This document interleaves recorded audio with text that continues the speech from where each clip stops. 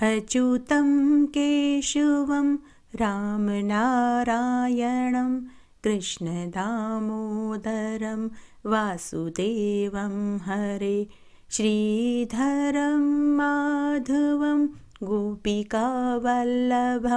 जानकीनायकं रामचंद्रं भजे। राधे राधे, जय श्री कृष्णा। आप सभी को माघ मास की ढेरों शुभकामनाएं। आपने माघ मास का पहला महात्म्य सुना, आपको बहुत पसंद आया, इसके लिए तहे दिल से आपकी मैं शुक्रगुजार हूँ। आइए अब हम माघ मास का दूसरा अध्याय सुनते हैं। व्यास जी सूत जी से आगे बोले कि राजा का वचन सुनकर तपस्वी मुनि कहने लगे कि हे राजन, अंधकार को दूर करने वाले सूर्य नारायण भगवान शीघ्र ही उदय होने वाले हैं। इसलिए हे राजन, यह समय स्नान करने का है, कथा कहने का नहीं। स्नान करके तुम अपने कुलगुरु वशिष्ठ जी के पास जाओ और उनसे तुम माघ मास का स्नान और व्रत के फल के बारे में पूछो। ऐसा कहकर मुनि तपस्वी स्नान करने के लिए चला गया। राजा दिलीप ने भी वहां सरोवर में स्नान करके प्रसन्नतापूर्वक अपने नगर को आया। नगरवासियों ने राजा का खूब आदर सत्कार किया।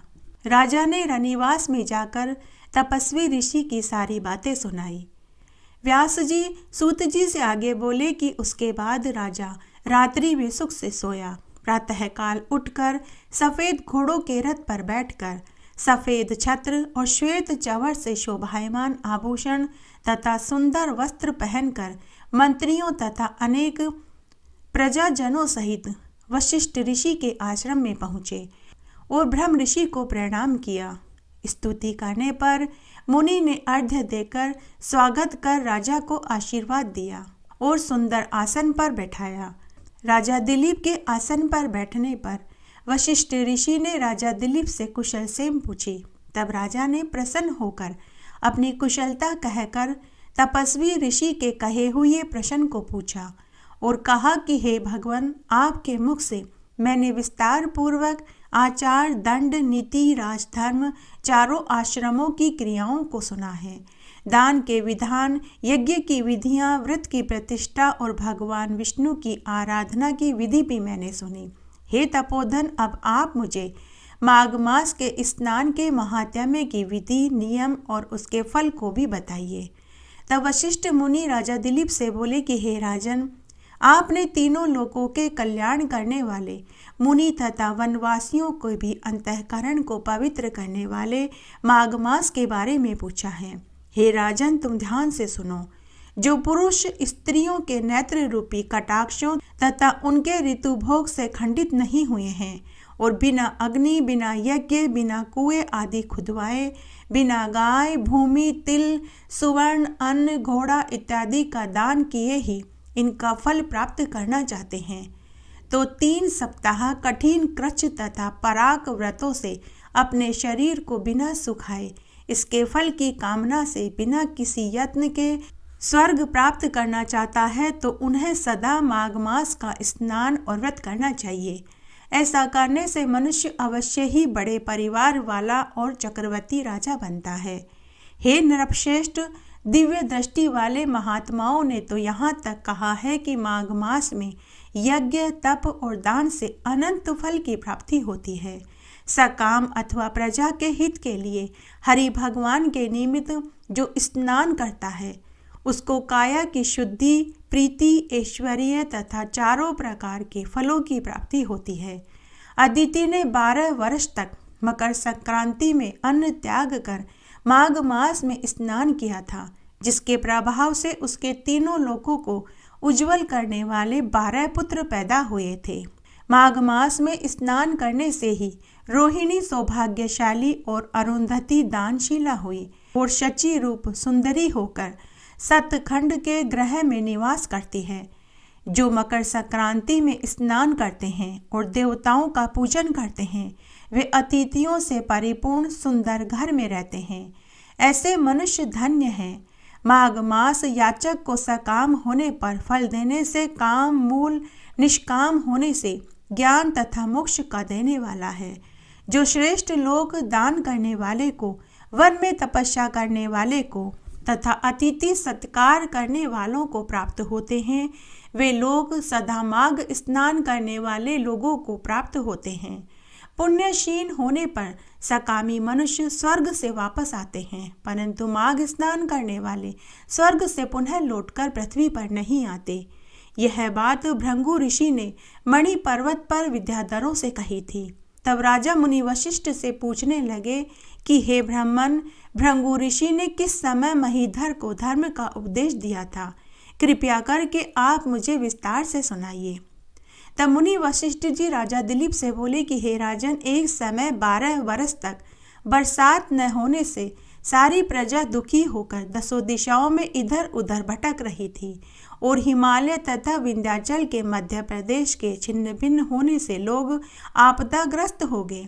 अर्थात राजा की प्रजा न होने से होम, श्राद्ध, यज्ञ, वेदा अध्ययन और धर्म लुप्त हो जाने से पृथ्वी मंडल फल फूल अन्न और जल से शून्य हो गई। तब विंध्याचल के नीचे सुंदर रेवा नदी के तट पर, जो वृक्षों से आच्छादित था, ऐसे आश्रम से निकलकर भृंगु ऋषि अपने शिष्यों के साथ हिमालय पर्वत पर गए। वहां पर कैलाश पर्वत के पश्चिम की तरफ ऊंचे मणिकूट सुवर्ण पर्वत के नीचे का आधा भाग स्फटिक विलोर जैसे सफेद रंग का था और बीच का भाग नील शिलाओं से युक्त था, जो सुंदरता से नीलकंठ पक्षी के समान प्रतीत हो रहा था। इस पर्वत के बीच बीच में नीली और सुनहरी जो रेखाएं थी, वे काले मेघों में चमकती हुई बिजली की भांति शोभा दे रही थी। पर्वत की चोटी नीली तथा नीचे के कमर का हिस्सा सुनहरा होने से यह पीतांबर धारण किए हुए भगवान कृष्ण के सदृश शोभायमान प्रतीत हो रहा था, जिसके स्वच्छ शरीर पर चमकती हुई दिव्य औषधियां रात में अनेक प्रकार के दीपकों से भरपूर दिखाई देता था, जो एक बड़ा महल सा दिखाई पड़ता था। इस पर्वत का ऊपरी भाग बांसुरी बजाती व गीत गाती हुई किन्नरियों से शोभायमान था तथा केले के पत्तों की पताकाओं से यह पर्वत सदा सुशोभित रहता था। यह पर्वत पन्ना, नीलम, पोखराज और चोटी सफ़ेद पत्थरों के बीच से निकलती हुई रंग बिरंगी किरणों से इंद्रधनुष के समान दिखाई देता था। इसकी शिखाएं सुवर्ण इत्यादि सब धातुओं से तथा अनेक प्रकार के चमकीली रत्नों से शोभायमान अग्निज्वाला के समान चारों ओर फैली हुई थी। इस पर्वत के बीचों बीच कंदराओं में आकर काम पीड़ित विद्याधरियां अपने अपने पतियों के साथ रमण करती हैं।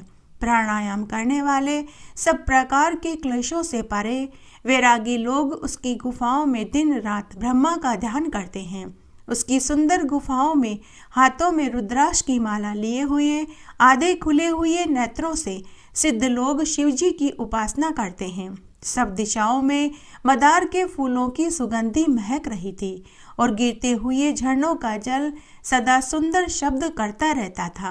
जंगली हाथी अपने बच्चों के साथ पर्वत के नीचे के भाग में खेल रहे हैं तथा कस्तूरी वाले मृग और रंग बिरंगे हिरणों के झुंड वहां पर क्रीड़ा कर रहे थे। चवरी गाय तथा नाना प्रकार के पशु वहां क्रीड़ा करते हैं। कबूतर, चकोर, पपीहा इत्यादि पक्षी वहां बोल रहे हैं। यह पर्वत सदा राजहंस तथा मयूरों से शोभायमान दिखाई पड़ता है। इसी कारण यह सुनहरी चोटी का पर्वत हेमकुंड कहलाता है। यहाँ सदा देवता, गुह और अप्सराएं निवास करते हैं। माघ स्नान करने से जीवन भर के सभी पाप, चाहे वह जान करके किए हों या अनजाने में हुए हों, वे सब धुल जाते हैं। प्राचीन ग्रंथों में वर्णित है कि भगवान की प्रीति पाने के लिए माघ मास का स्नान अति सुगम मार्ग है। माघ मास में तिल, गुड़, खिचड़ी, घी, हल्दी, तिल का तेल, हल्दी, नमक जरूर दान करना चाहिए। इससे रोग दोष से मुक्ति मिलती है, सुख सौभाग्य में वृद्धि होती है। माघ मास में यदि कोई स्त्री अपने पति के वियोग के दुख को भोग रही है तो वह भी माघ स्नान करके, व्रत करके, दान पुण्य करके उसे माघ मास का फल जरूर मिलता है, उसे पति सुख प्राप्त होता है। माघ स्नान सुबह 3:30 बजे से 4 बजे के बीच करना चाहिए, वह अधिक फलदायक होता है। अगर कोई पातकी या महापातकी भी पूरे माघ मास में 3 दिन भी शुभ मुहूर्त में उठकर स्नान कर ले तो उसके भी सारे पाप धुल जाते हैं, वह भी शुद्ध आत्मा हो जाता है। प्रीते वासुदेवस्य सर्व पापानुदये माघ स्नानम प्रकुवित स्वर्ग लाभाय मानवे। माघ मास में भगवान वासुदेव की प्रीति प्राप्त करने और सभी पापों से मुक्ति के लिए प्रत्येक व्यक्ति को माघ मास का स्नान, व्रत और दान करना चाहिए। माघ मास में पूर्णिमा को जो व्यक्ति ब्रह्म वैवर्त पुराण का दान योग्य पंडित को करते हैं तो उन्हें मरने के बाद ब्रह्मलोक की प्राप्ति होती है। माघ मास भगवान श्री कृष्ण के नाम पर पड़ा है। भगवान श्री कृष्ण का एक नाम माधव है, इसी से इस महीने का नाम माघ मास पड़ा। इस महीने में संगम पर कल्पवास किया जाता है, जिससे मनुष्य का शरीर और आत्मा नवीन हो जाते हैं। माघ मास में स्नान और दान के साथ एक समय घी और खिचड़ी खाने से मनुष्य को आरोग्यता की प्राप्ति होती है। आइए अब हम माघ मास के दूसरे दिन की पवित्र पौराणिक पुण्यफल देने वाली कथा सुनते हैं। इस अध्याय में आपको जो कथा आज मैं सुनाने वाली हूँ, मैं पूरे दावे के साथ कह सकती हूँ कि इस कथा को आप पहली बार सुनेंगे और आपको इस कथा को सुनने का बहुत पुण्यफल प्राप्त होगा। अगर आपको यह कथा अच्छी लगे तो इसे ज़्यादा से ज़्यादा लाइक करें, अपने दोस्तों रिश्तेदारों में जरूर शेयर करें। आइए आज मैं आपको एक पवित्र पौराणिक पुण्यफल देने वाली कथा सुनाती हूँ। एक बार एक गांव में एक बुढ़िया माई अपने 5 बेटा बहुओं और खूब सारे पोते पोतियों से भरे पूरे परिवार के साथ रहती थी। बुढ़िया माई भगवान विष्णु और माता लक्ष्मी की परम भक्त थी। वह हर एकादशी का उपवास करती तथा हर साल माघ मास का स्नान और व्रत करती थी। बुढ़िया का एक नियम था, गांव में या गांव के आसपास अगर कहीं भी कथा कहानियां, प्रवचन, भागवत, रामायण, कहीं भी रात्रि जागरण आदि होते थे तो वह जरूर जाती थी, चाहे कैसा भी मौसम क्यों न हो। सर्दी, गर्मी, बरसात का उसके ऊपर कोई असर नहीं होता था। बुढ़िया की लगन देखकर गांव वाले और उसके बेटे भी बहुत प्रसन्न रहते थे। अगर कभी बुढ़िया को पता नहीं चलता तो उसके बेटे और गांव वाले आकर उसे खबर देते कि फला फला गांव में फला फला जगह भजन कीर्तन, राम कथा, विष्णु कथा, शिव कथा हो रही है। तो बुढ़िया माई उसी समय अपने 2 जोड़ी कपड़े लेकर वहीं 8-10 दिन के लिए रहने चली जाती थी। बुढ़िया खाना खाए बिना रह जाती, लेकिन प्रभु स्मरण सुने बिना नहीं रह सकती थी। बुढ़िया के बेटे भी अपनी माँ को फूल माला, नारियल और प्रसाद के लिए पैसे देते रहते थे। यह देखकर बुढ़िया की 5 बहुएं अपनी सास से बहुत चिढ़ जाती थी। तब एक दिन माघ का महीना था, एकादशी का पवित्र दिन था। तब बुढ़िया का मन हुआ कि इस बार मैं भी घर पर रात्रि जागरण, भजन कीर्तन करके कराऊं। तो उसने अपने बेटा बहुओं को अपने मन की बात बताई। तो बेटे तो सुनते ही राजी हो गए, लेकिन बहुएं मन ही मन लाल पीली होने लगी। लेकिन बहुएं अपने पतियों के सामने कुछ नहीं कह सकती थी।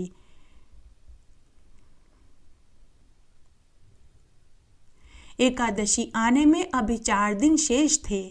तो बुढ़िया ने अपनी बहुओं से कहा कि तुम सब आपस में काम का बंटवारा कर लो।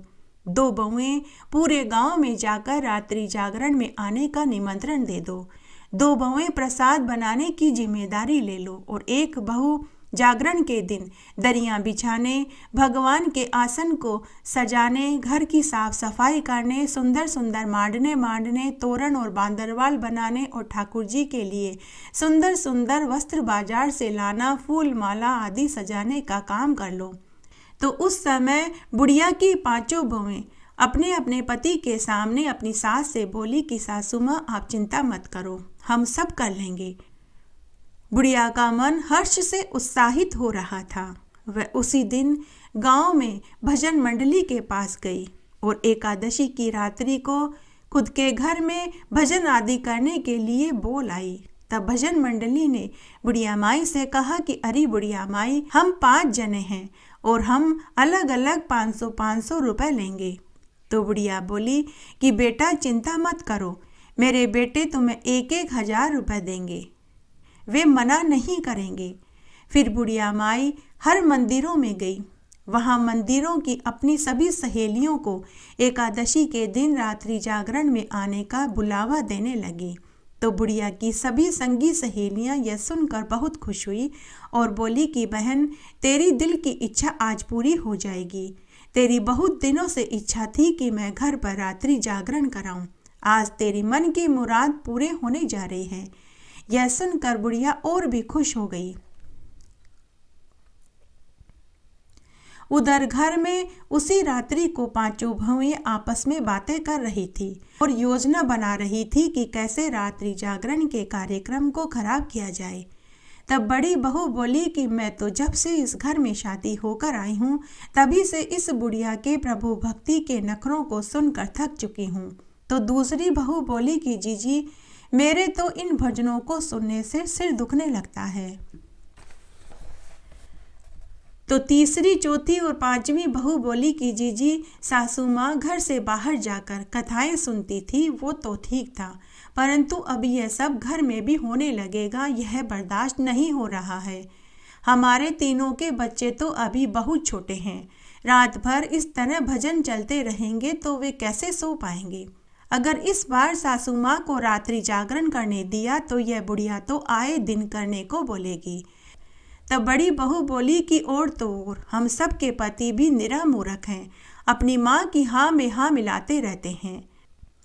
तब उन सब ने उस दिन एक योजना बनाई कि प्रसाद की जगह कंकड़ पत्थर रख देंगे और लाल कपड़े से ढक देंगे तथा मिश्री की जगह बजरी और मक्खन की जगह गाय का गोबर रख देंगे तथा भगवान को चढ़ाने के लिए एक कटोरी में माखन, मिश्री और तुलसी का पत्ता रख देंगे।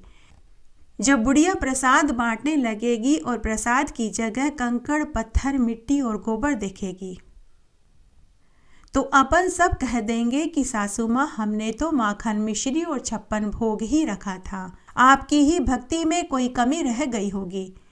तो यह प्रसाद कंकड़, पत्थर और गोबर में बदल गया। योजना को सुनकर सभी पांचों बहुएं मन ही मन खुश हो रही थी। दूसरे दिन से बुढ़िया की पांचों बहुएं ऐसा दिखावा कर रही थी कि जैसे उन्हें रात्रि जागरण कराने की बहुत खुशी हो रही हो। सब बढ़ चढ़ कर काम करने लगी। 2 बहुएं पूरे गांव भर में न्योता देने चली गई। 2 बहुएं बाजार से प्रसाद का सामान खरीदने का नाम लेकर चली गई और एक बड़ी बहू घर आंगन को धोने, साफ सफाई करने में लग गई। इस तरह एकादशी का दिन भी आ गया।